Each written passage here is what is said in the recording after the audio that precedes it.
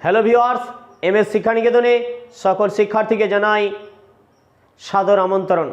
আজকে আমি দ্বাদশ শ্রেণীর ফিলোজফি নিয়ে আলোচনা করব। বিশেষ করে আজকের টপিক হলো বিবর্তনের আবর্তন। এর আগে ক্লাসে আমি আবর্তন, বিবর্তন এবং আবর্তনের বিবর্তন নিয়ে আলোচনা করেছি। আজকে আমি বিবর্তনের আবর্তন নিয়ে আপনাদের সামনে আলোচনা করব। দেখুন বিবর্তনের আবর্তন কিভাবে করতে হয়। দেখুন আমি একটা প্রসেস বা পদ্ধতির মধ্যে আপনাদেরকে বিবর্তনের আবর্তন দেখাবো। তাহলে হেডলাইনটা কী হবে? বিবর্তনের আবর্তন। বিবর্তনের আবর্তন। আবর্তন এর আগে আমরা করলাম কি? আবর্তনের বিবর্তন। এবার করব বিবর্তনের আবর্তন। তাহলে দেখুন বিবর্তন করতে গেলে আমাদেরকে বেশ কিছু প্রসেস মেনে চলতে হবে, যা বইয়ে দেওয়া থাকে না, তাই আমি দেখাবো। দেখুন প্রথমে 1 নম্বর প্রসেস। প্রথমে কি দেওয়া থাকবে? একটা আপনাদের এক্সামে বাক্য দেওয়া থাকবে। বাক্যটাকে কি তৈরি করবেন? বাক্যটাকে বচন তৈরি করবেন। বচনটার কি করবেন? একবার বিবর্তন করবেন। বিবর্তন। তারপরে কি করবেন? বিবর্তনটার আবর্তন। বিবর্তনটার কি করবেন? আবর্তন। তাহলে দেখুন আপনাদের এক্সামে দেওয়া থাকতে পারে বিবর্তন কাকে বলে? নিচের বাক্যগুলি মানে যুক্তিবিজ্ঞান সম্মত আকারে পরিণত করে বিবর্তনের আবর্তন করো। তাহলে প্রথমে বাক্যটা দেওয়া থাকবে। বাক্যটা কী করব? বচন তৈরি করব। বচনটার কি করব? বিবর্তন করব। বিবর্তনটার কি করব? আবর্তন করব। তাহলে কি হয়ে যাবে? বিবর্তনের আবর্তন। তাহলে আমি দেখুন একবার ভাষা দিয়ে লিখে দেখাচ্ছি। তাহলে প্রথমে যুক্তি বাক্যটিকে প্রথমে বাক্যটিকে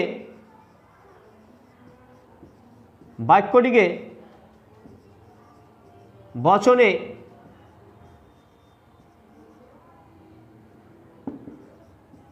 পরিণত করতে হবে।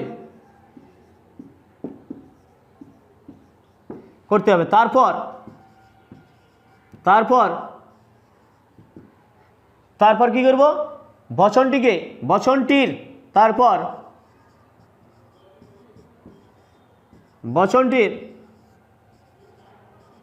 একবার কি করব? বচনটির একবার বিবর্তন করব। বিবর্তনটার কি করব? তারপর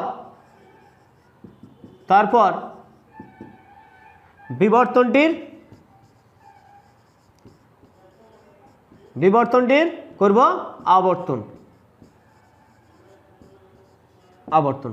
তাহলে কি করছি দেখেন, প্রথমে কি করলাম? বাক্যটাকে বচন তৈরি করলাম। বচনটাকে কি করলাম? বিবর্তন করলাম। বিবর্তনটার আবর্তন। তাহলে কি হয়ে গেল? তাহলে হয়ে গেল বিবর্তনের আবর্তন। তাহলে এবার দেখুন কিছু এক্সাম্পল দিয়ে বা উদাহরণ দিয়ে প্রত্যেকটি বচনের এবচন, ইবচন, আইবচন, ওবচন সবের উদাহরণ দিয়ে দেখাবো আবর্তনের বিবর্তন কেমনভাবে হচ্ছে। এবার দেখুন কিছু আমি বিবর্তনের আবর্তনের উদাহরণ দিয়ে দেখাবো। উদাহরণ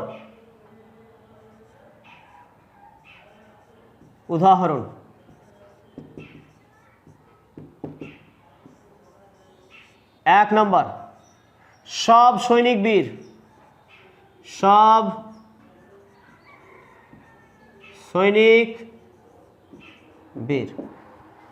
তাহলে কি করব? এটাকে প্রথমে আমি কি করব? বাক্য আছে, বাক্যটাকে কি করব? বচন তৈরি করব। অতএব লজিক্যাল ফর্ম দিলাম। তাহলে কি হবে? সকল সৈনিক হয় বীর। সকল সৈনিক হয়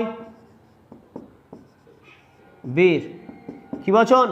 সকল সৈনিক হয় বীর, এ বচন। এটার পাশে লিখব বিবর্তনীয়।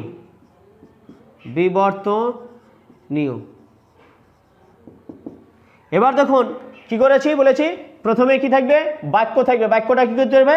বচন তৈরি করলাম। এবার কি বচন হলো? এ বচন। এ বচনে বিবর্তন কি বচন? এ বচনে বিবর্তন হলো ই বচন। এ বচনে বিবর্তন ই বচন। অতএব তাহলে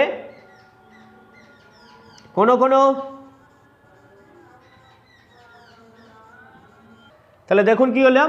বাক্যটা এই করলাম, বচনে পরিণত করলাম। তাহলে বচনটা কি করবে? বিবর্তনই হলো। বিবর্তনটা এবার কি করব? তাহলে বিবর্তনই হলো। এবার এ বচনে বিবর্তন কি বচন? এ বচনে বিবর্তন হলো ই বচন। তাহলে কোনো সৈনিক নয় সৈনিক নয়, কোনো সৈনিক নয়, অহাইফেন বীর, অহাইফেন বীর কি বচন? ই বচন। কি হবে? বিবর্তিত। তাহলে দেখুন এটা উদ্দেশ্য বিধেয় চেঞ্জ হলো না, কারণ বিবর্তনে বিধেয় পদে বৃদ্ধ পদ যোগ হলো। এবার বিবর্তনটা কি করব? একবার আবর্তন করব।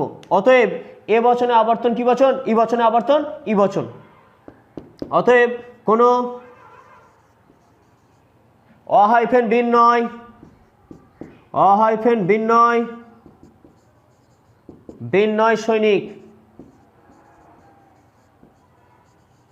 কি বচন?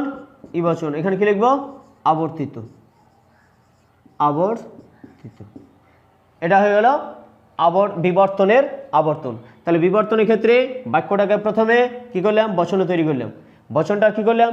বিবর্তন। বিবর্তনটার আবর্তন। তাহলে এ বচনের মানে এ বচনের বিবর্তন হলো ই বচন। তাহলে এবার দেখুন আমি আর একটা উদাহরণ নিয়ে ই বচনের বিবর্তন সম্পর্কে বা বিবর্তনের আবর্তন সম্পর্কে আপনাদেরকে দেখাবো। এবার দেখুন একটা ই বচনের এক্সাম্পল নিয়ে দেখাবো ই বচনের বিবর্তনের আবর্তন কি হয়। 2 নম্বর। তাহলে 2 নম্বর কি বললাম? 2 নম্বর এক্সাম্পল দেখেন, সাদা হাতি নেই, সাদা হাতি নেই, হাতি নেই। তাই এটা একটা বাক্য। বাক্যটাকে প্রথমে কি করব? বচন তৈরি করব। লজিক্যাল ফর্ম দিলাম। লজিক্যাল ফর্ম কি? এটাই কি বচন তৈরি করব? ই বচন। কারণ হলো নেই শব্দটা আমি পেয়েছি, তাই এটা হবে ই বচন। তাহলে কোনো হাতি নয়, কোনো হাতি নয়, হাতি নয় সাদা কি বচন? এটা ই বচন। ই বচনে এটা ক্ষেত্রে লিখব বিবর্তনীয়, কারণ এটা বিবর্তনের আবর্তন, তাই এখানে বিবর্তনীয় লিখলাম। তাহলে ই বচনে বিবর্তন কি বচন? ই বচনে বিবর্তন হলো এ বচন। তাহলে সকল, তাহলে এ বিবর্তন হলো সকল, সকল হাতি হয়, হাতি হয় অহাইফেন সাদা, অহাইফেন সাদা কি বচন? এ বচন। এর পাশে লিখব বিবর্তিত, বিবর্তিত। তাহলে দেখুন কি করলাম? ই বচনে বিবর্তন করলাম এ বচন। তাহলে কি করলাম? শুধুমাত্র বিধেয় পদে বৃদ্ধ পদ ব্যবহার করলাম, অযোগ করে দিলাম সাদার আগে। এবার কি করব? বিবর্তনের আবর্তন বলে আসি। তাহলে বিবর্তন করলাম এ বচন, এ বচনটার বিবর্তন কি বচন? এ বচনটা আবর্তন কি বচন? এ বচন আবর্তন আই বচন। অতএব কোনো এবার কি করবো? আবর্তন উদ্দেশ্য বিধেয় চেঞ্জ হবে। অহাইফেন, অহাইফেন সাদা, অহাইফেন সাদা কি দেখব? অহাইফেন সাদা প্রাণী নয়, অহাইফেন সাদা প্রাণী হয়, অহাইফেন সাদা প্রাণী হয় হাতি, হাতি কি বচন? আই বচন। এখানে লিখব আবর্তিত।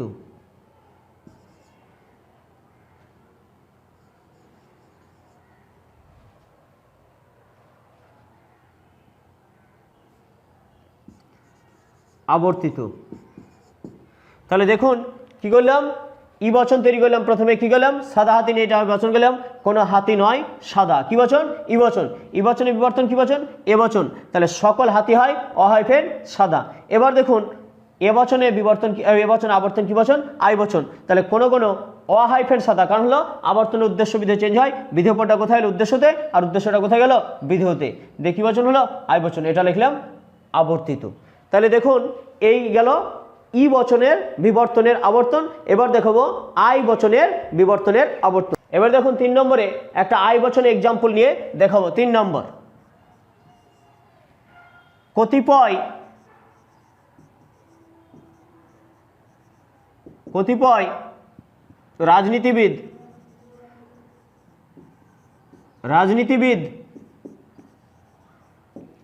অসৎ,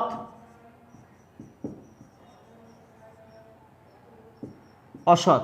তাহলে এটা কি বচন তৈরি করব? এটা রাজনীতিবিদ অসৎ। তাহলে এটা প্রথমে আমি কি করব? বচন তৈরি করব। অতএব তাহলে কি হবে, এটা হবে আই বচন। তাহলে কোনো কোনো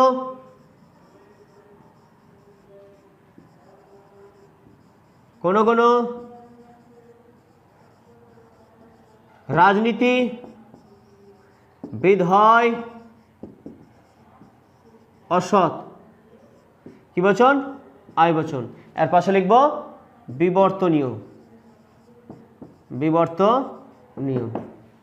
তাহলে এটা হলো কি করলাম, এটা প্রথমে বাক্য ছিল, বাক্যটা কি হলো, কতিপয় কদাচিৎ প্রভৃতি শব্দ যদি থাকে, বাক্যটা সদর্থক হয়, তাহলে কি বচন হবে, আই বচন।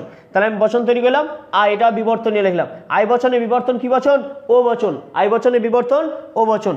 অতএব কোনো কোনো কোনো কোনো রাজনীতিবিদ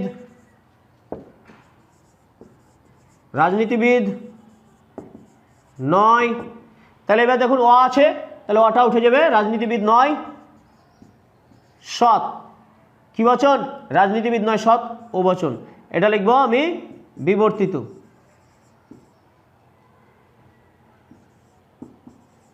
বিবর্তিত। এবার দেখুন কি লিখলাম, বিবর্তন। তাহলে ও বচন এবার কি করব, আবর্তন। কিন্তু আমরা আগেই জানি যে ও বচন আবর্তন সম্ভব নয়, তাহলে অতএব ও বচনের আবর্তন সম্ভব নয়, সম্ভব নয়। এটাই কিন্তু আপনাকে পরীক্ষার এক্সামে লিখতে হবে, যদি এরকম থেকে থাকে তাহলে আপনাকে পরীক্ষার খাতাতেও লিখতে হবে। অতএব ও বচনে আবর্তন সম্ভব নয়, তাহলেই কিন্তু আপনার বিবর্তনের আবর্তন কমপ্লিট হয়ে গেল। তাহলে কি ছিল বাক্যটা, কতিপয় রাজনীতিবিদ অসৎ, ওটা কি করলাম, বচন তৈরি করলাম, কি বচন, আই বচন। আই বচনটা বিবর্তন কি করলাম, ও বচন। ও বচনের আবর্তন সম্ভব নয়, তাই এটা লিখে দিলাম। এটা গেল আই বচনের ক্ষেত্রে বিবর্তনের আবর্তন। এবার ও বচনের ক্ষেত্রে বিবর্তনে আবর্তনে একটা উদাহরণ নিয়ে দেখাবো, যাতে আপনাদের পরীক্ষার খাতায় লিখতে সুবিধা হয়। এবার দেখুন পরীক্ষার খাতায় যদি পড়ে, তবু এই শব্দটা আপনাকে লিখতে হবে, ও বচনের বা ও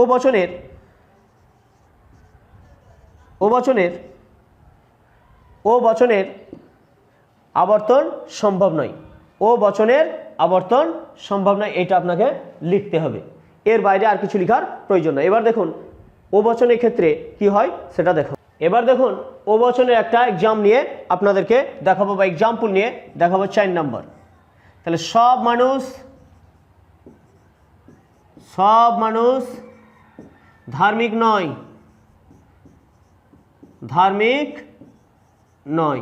তাহলে এটা কি করবো, আমি প্রথমে বচন তৈরি করবো, অর্থাৎ লজিক্যাল ফর্ম তৈরি করব।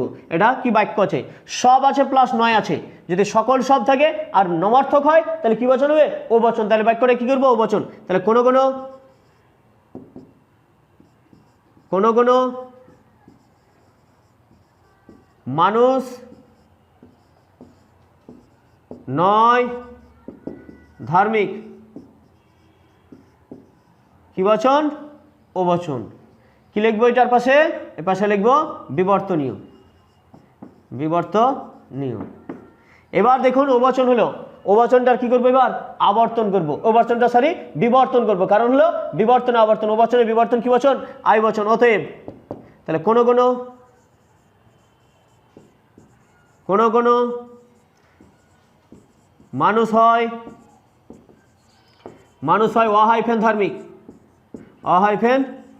ধার্মিক, কি বচন, আই বচন। এখানে লিখব বিবর্তিত। এটা দেখুন উদ্দেশ্য বিধেয় চেঞ্জ হলো না, আবর্তন নয়, এটা বিবর্তন, সেই জন্য কি হলো, বিধেয় পদের বৃদ্ধ পদ আমি ব্যবহার করলাম। এবার দেখুন কি করব, আই বচনে কি করব, আবর্তন করব, তাহলে বিবর্তনের আবর্তন হবে। আই বচনে আবর্তন কি বচন, আই বচন। অতএব কোনো কি হবে, অহাইফেন ধার্মিক, কারণ হলো আবর্তন উদ্দেশ্য বিধেয় চেঞ্জ হবে, অহাইফেন ধার্মিক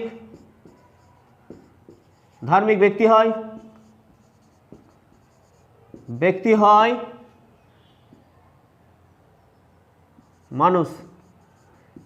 হয় মানুষ, কি বচন, আই বচন।